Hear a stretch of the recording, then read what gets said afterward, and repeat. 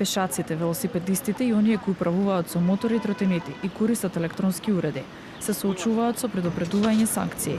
Надлежните апелираат дека со овој потек се загрозува безбедноста на учесниците во сообраќајот. Целта на казните е да се подигне свеста кај граѓаните. Казната за оние пешаци кои што поминуваат пешачки премин, зборувајќи на мобилен телефон или гледајќи во него, изнесува 40 евра.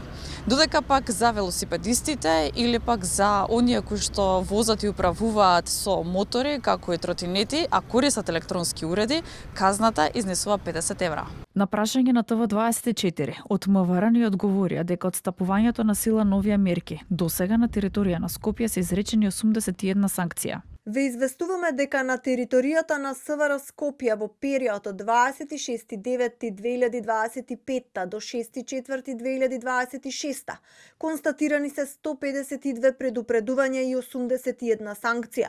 Републичкиот совет за безбедност на сообраќајот на патиштата во соработка со Министерството за внатрешни работи изминатава недела реализираа превентивна кампања Недела на пешаците. Целта е поттикнување по голема внимателност, почитување на сообраќајните правила и меѓусобна толеранција помеѓу возачите и пешаците.